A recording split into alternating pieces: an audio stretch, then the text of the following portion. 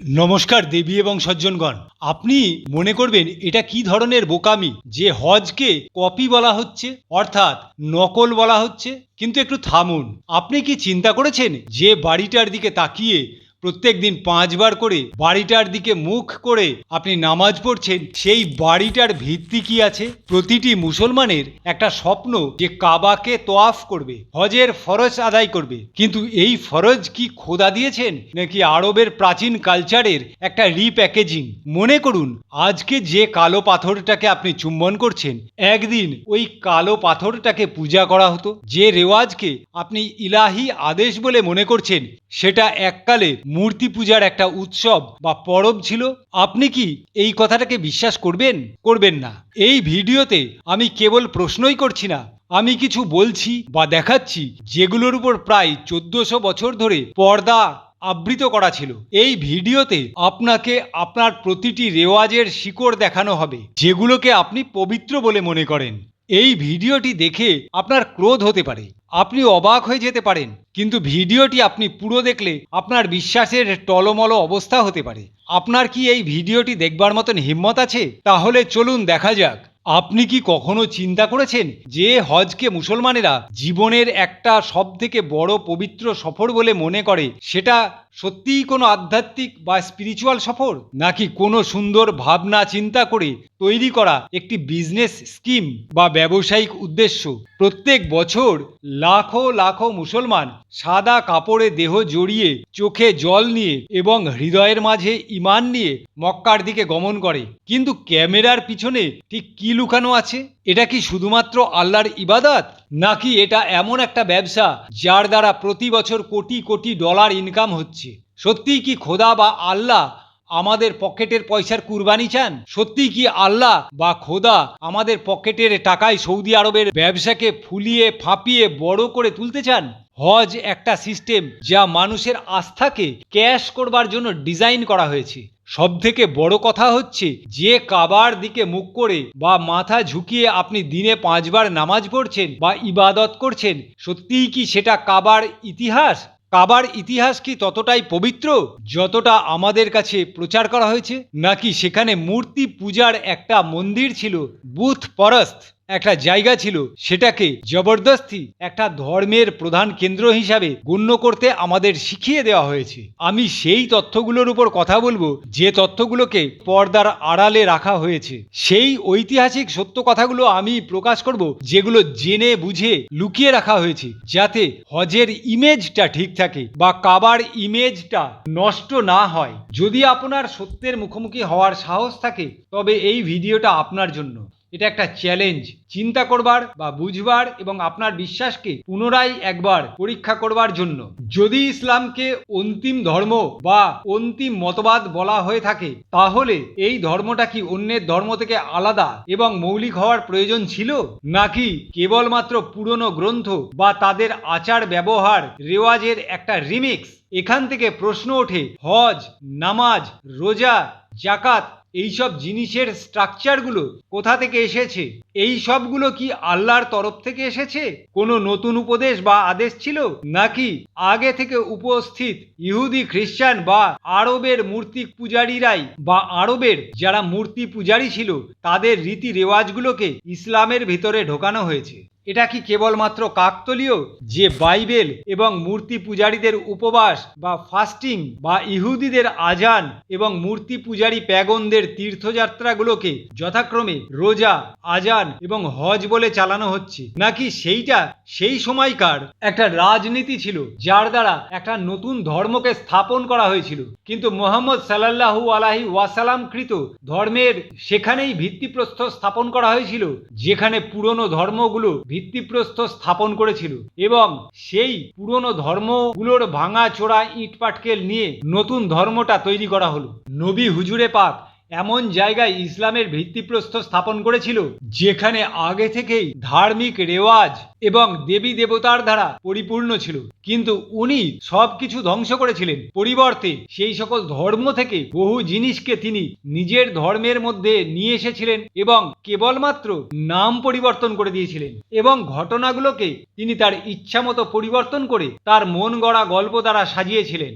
এই পরিবর্তনগুলোকে তিনি ইলাহি আদেশ বলে দিয়েছেন। এখানেই সবথেকে বড় প্রশ্ন জাগছে, একটা ধর্ম যে নিজেকে অন্তিম সত্য বলে প্রচার করে, সেই ধর্মটা বাকি সব ধর্মের রেওয়াজকে নকল করছে, তাহলে সত্যিই কি সেই ধর্মটা খোদার থেকে এসেছিল?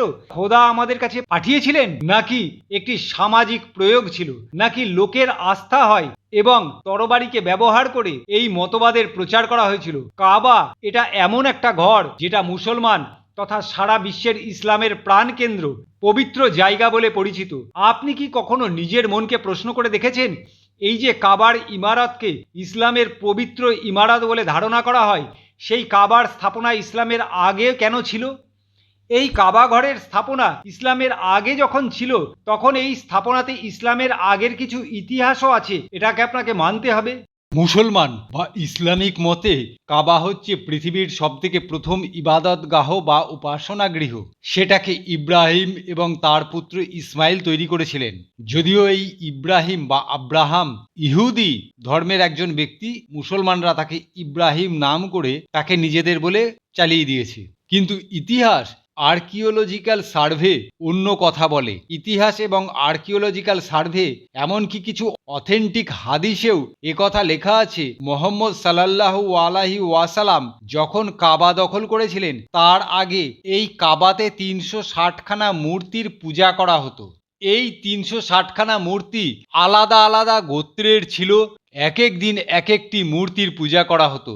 নবী মোহাম্মদ সাল্লাল্লাহু আলাইহি ওয়াসাল্লামের দাদু অর্থাৎ আব্দুল মুত্তালিব এই মক্কায় বসে বসে মূর্তির পূজা করতেন। তারপর মোহাম্মদ সাল্লাল্লাহু আলাইহি ওয়াসাল্লাম যখন মক্কা থেকে মদিনাতে বিতাড়িত হয়েছিলেন বা পালিয়ে যেতে বাধ্য হয়েছিলেন, তারপরে আবার পুনরায় যখন তিনি মদিনা থেকে মক্কা বিজয় করে ফিরে এসেছিলেন, তখন এই কাবা মন্দিরে স্থিত ৩৬০খানা মূর্তিকে তিনি ভেঙে ফেলেছিলেন। কিন্তু মূর্তিগুলো ভেঙে ফেললেও এই কাবা ঘরটাকেই তিনি ইবাদতগাহ বানিয়ে দিলেন, বা ঘরটাকেই উপাস্য অভিমুখ বানিয়ে দিলেন।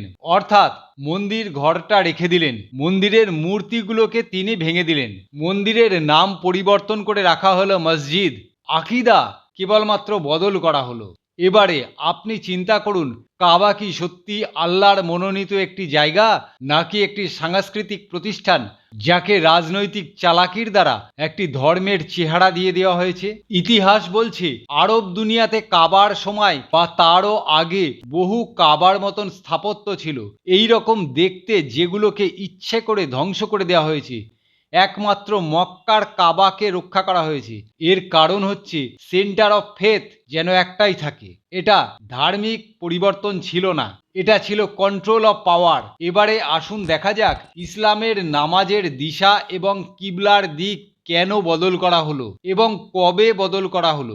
ইসলাম শুরুর প্রথম দিকে মুসলমানেরা নামাজের দিক দিশা নির্দেশ করত বাইতুল মুকাদ্দাসের দিকে, অর্থাৎ জেরুজালেমের দিকে, যেটাকে ইহুদিদের পবিত্র স্থান বলে গণ্য করা হতো। কিন্তু হঠাৎ একদিন মুসলমানদের প্রতি আসমানি আদেশ হলো যে আজ থেকে বাইতুল মুকাদ্দাসের দিকে মুখ করে নামাজ না পড়ে কিবলা অর্থাৎ কাবার দিকে মুখ করে নামাজ পড়তে হবে। কিন্তু আপনি কি কখনো চিন্তা করে দেখেছেন এই পরিবর্তন কেন করা হয়েছিল? কুরআনের কথা অনুসারে এই পরিবর্তন করা হয়েছিল আল্লাহর হুকুমে।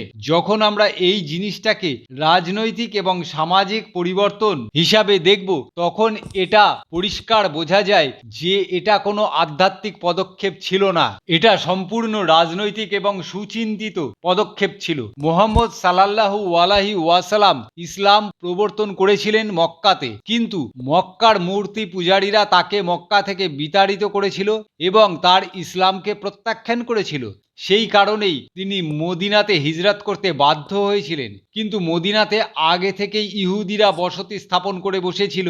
প্রথমে মদিনাতে যাওয়ার পরে রসুলাল্লাহ ইহুদিদের সঙ্গে মিলে ঝুলে থাকতে চেষ্টা করেছিলেন এবং জেরুজালেমের দিকে অর্থাৎ বায়তুল মুকাদ্দাসের দিকেই তাকিয়ে নামাজ পড়বার রীতিনীতি চালু করেছিলেন। এই বায়তুল মুকাদ্দাস ছিল ইহুদিদের প্রধান ধর্মস্থান, কিন্তু ইহুদিরাও হুজুরে পাককে কখনোই নবী বলে মানতে চাইল না এবং সম্পূর্ণ অস্বীকার করল।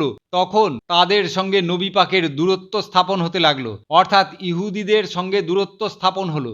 তখন তিনি ইহুদিদের ইবাদতগাহ বায়তুল মুকাদ্দাসের দিকে মুখ করে নামাজ পড়া বন্ধ করে সেই পুরনো শত্রুপূর্ণ এলাকা কাবা ঘরের দিকে তাকিয়েই নামাজ পড়বার ফরমান জারি করলেন এবং সাহাবীদের উদ্দেশ্যে বললেন, এটাই আল্লাহর নির্দেশ। যে মক্কা এতদিন দুশমনদের গড় ছিল, এখন সেই মক্কায় কিবলা তৈরি হয়ে গেল। এটা কোনো স্বাভাবিক পরিবর্তন ছিল না। এর দ্বারা এটাই প্রকাশিত করা হয়েছিল, আজ থেকে মুসলমানদের রাস্তা আলাদা এবং তাদেরকে নতুন পথে চলতে হবে এবং নতুন উম্মা গঠন করতে হবে, নতুন কমিউনিটি বা নতুন সম্প্রদায় করতে হবে। কাবাকে কিবলা বানিয়ে মুহাম্মদ সাল্লাল্লাহু আলাইহি ওয়াসাল্লাম ইসলামকে আরবের মূল কালচারের সঙ্গে অর্থাৎ মূল শিকড়ের সঙ্গে সম্পূর্ণ এবং শক্তভাবে যুক্ত করে দিয়েছিলেন। যখন চিন্তা বদল হলো, তার অভিমুখও বদল হলো। আজকে যদি চিন্তা বদল না হয়ে জেরুজালেমের বায়তুল মুকাদ্দাসের দিকে লোকে মুখ করে নামাজ পড়তো, তাহলে খ্রিস্টান ইহুদি ধর্মের মতনই হয়তো তার নিয়ম কানুনগুলোও হতো। যদিও ইসলাম ধর্মের নিয়ম কানুন সম্পূর্ণ ইহুদি বা খ্রিস্টান ধর্মের কপি পেস্ট, কিন্তু হজের নিয়ম কানুনটা সম্পূর্ণ মূর্তি পূজারীদের মতন। হজে মাথা ন্যাড়া করা হয়। আপনি তিরুপতিতে বা তারকেশ্বরে বা অন্যান্য শিব মন্দিরে গিয়েও দেখুন, দুনিয়ার হিন্দু লোক গিয়ে মাথা ন্যাড়া করছে। আপনি হজে গিয়ে দেখুন অ্যান্টি ক্লক ওয়াইজ ঘুরছেন, অর্থাৎ তাওবাফ করে। আজকে মন্দিরের চারপাশেও হিন্দুরা পরিক্রমা করছে অ্যান্টি ক্লক ওয়াইজ। আপনি দেখুন হিন্দু ধর্মের মন্দিরে সেলাইবিহীন সাদা পোশাক গায়ে পরে পূজারীরা বা ভক্তরা ঘুরে বেড়াচ্ছে। হজে গিয়েও দেখুন সেলাইবিহীন কাপড় গায়ে দিয়ে এবং জড়িয়ে কাবার চারপাশে মুসলমান হাজিরা ঘুরে বেড়াচ্ছে। মন্দিরে শিবলিঙ্গের মতন পাথরের গায়ে লোকে চুমু খাচ্ছে এবং হাত বুলাচ্ছে। ভারতের যে কোনো শিব মন্দিরের পাশে দেখবেন পুকুর বা জলাশয় আছে, যেখান থেকে জল নিয়ে ভগবান শিবের মাথায় জল ঢালা হয়। কাবা মন্দিরের পাশেও জমজম কূপ আছে, যেখান থেকে জল নিয়ে এককালে আসমানি পাথর বা যে পাথরটা সেখানে রাখা ছিল সেই পাথরটার উপরে ঢালা হতো। কাবার সেই ভেঙে যাওয়া পাথরের টুকরোগুলোর উপর লোকে এখন চুমু খাচ্ছে। এবারে আসুন সাই অর্থাৎ সাফা এবং মারোয়ার দিকে দৌড়ানো। প্রারম্ভিক ইতিহাসে মুসলমানরাই মনে করত সাই বা সাফা থেকে মারোয়ারের দিকে দৌড়ানোটা একটা মূর্তি পূজারীদের কাজ, অর্থাৎ মূর্তি পূজারীরা এই কাজটা করত এবং এই কাজটাকে তারা একটু অস্বস্তি অনুভব করত। কিন্তু পরবর্তীকালে মুহাম্মদ সাল্লাল্লাহু আলাইহি ওয়াসাল্লাম কুরআনে আয়াত নাজিল করলেন এবং বলে দিলেন এটাও ঠিক আছে। কুরআনের একটা আয়াতে বলা আছে, সাফা এবং মারোয়া পবিত্র আল্লাহর চিহ্ন, আর হাজারে আসওয়াদ যেটা একটা পাথর, সেটাকে সকল হাজি ভালোবাসা দিয়ে চুম্বন করে।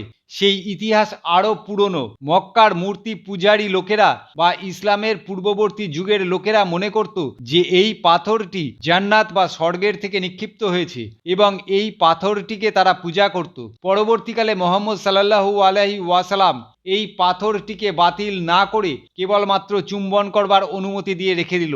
এগুলো ইসলামের কোনো রেওয়াজ যদি হয়ে থাকে, তাহলে এই রেওয়াজগুলো তার আগে মূর্তি পূজারীদের রেওয়াজের সঙ্গে কেন যুক্ত করা হলো? সোজা কথা হলো, ইসলাম কোনো ধর্ম না, এটা আরবের পুরনো রীতি রেওয়াজের একটা রিমিক্স এবং কপি পেস্ট মাত্র। সারা আরব ভূখণ্ড জুড়ে বহু কাবার মতন গৃহ ছিল, সেখানে মানুষ তাদের কুল দেবতাদের পুজো করত, যেখানে দেবতার মূর্তি রাখা হয়েছিল, তীর্থযাত্রা হতো এবং বিভিন্ন গোত্রের সাংস্কৃতিক অনুষ্ঠান হতো। সবকটা কাবাকে ভেঙে দিয়ে, কাবার প্রতিকৃতিকে ভেঙে দিয়ে কেবলমাত্র মক্কার কাবাটাকে কেন রাখা হলো? এর কারণ হচ্ছে ধার্মিক একাধিকার। ধার্মিক এবং ঐতিহাসিকদের মতে ইয়েমেনে আরও একটা কাবা ছিল, যার নাম ছিল জু আল খালসা। এই জু আল খালসা অর্থাৎ একটা তীর্থস্থান ছিল। কিন্তু যখনই ইসলামের বৃদ্ধি হতে লাগলো তখন মুহাম্মদ সাল্লাল্লাহু আলাইহি ওয়াসাল্লাম জু আল খালসাকে ধ্বংস করবার জন্য সাহাবীদের পাঠিয়েছিলেন এবং জু আল খালসাকে ধ্বংস করে দেওয়া হয়েছিল।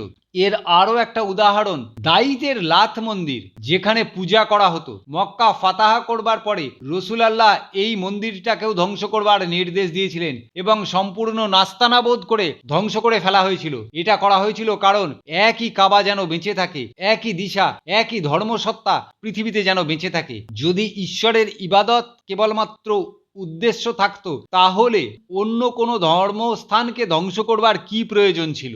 এটা ধার্মিক শুদ্ধিকরণ ছিল না, এটা ধার্মিক কেন্দ্রীকরণ ছিল। এটি ধার্মিক আস্থার জন্য না, এটি ছিল অন্য ধার্মিক আস্থাকে ধ্বংস করে দেওয়ার জন্য। এটা একটা রাজনৈতিক হেডকোয়ার্টার তৈরি হয়েছিল।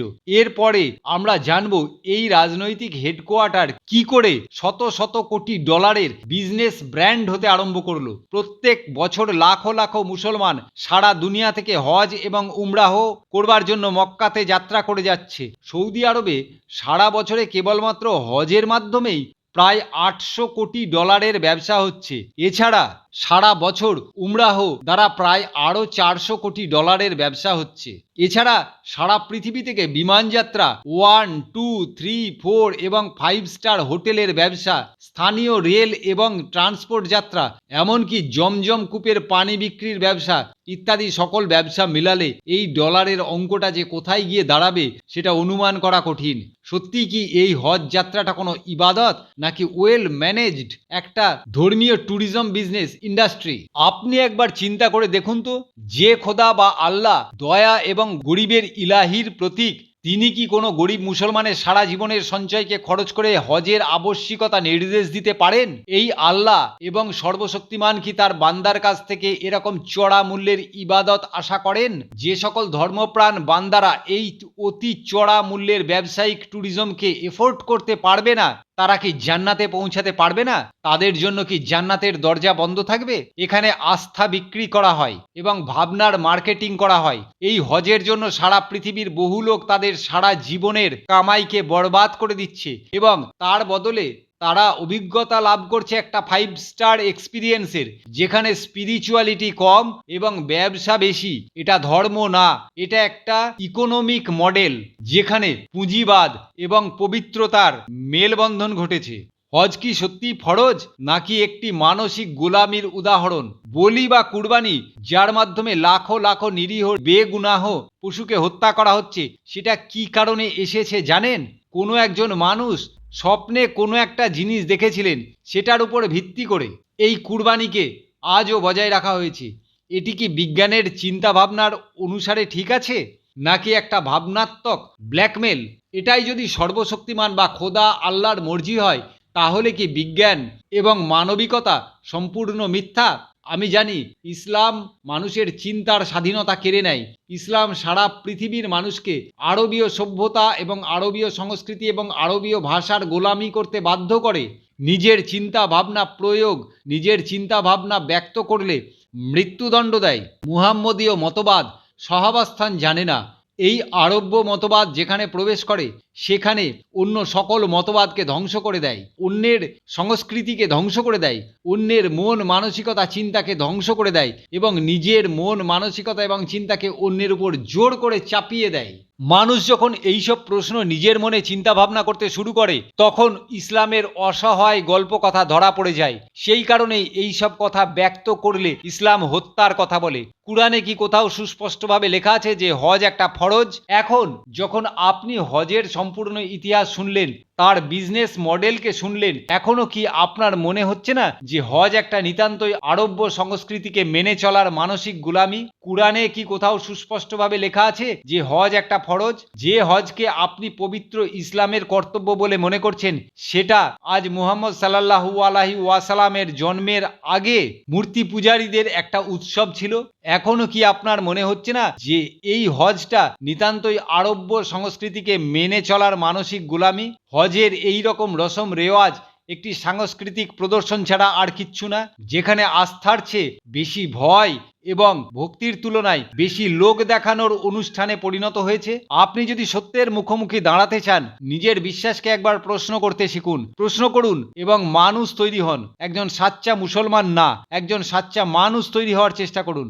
মনে রাখবেন, খোদা আপনার চোখের জল চাইছে না, আপনার মস্তিষ্ক, বিবেক এবং বুদ্ধির জাগৃতি চাইছেন।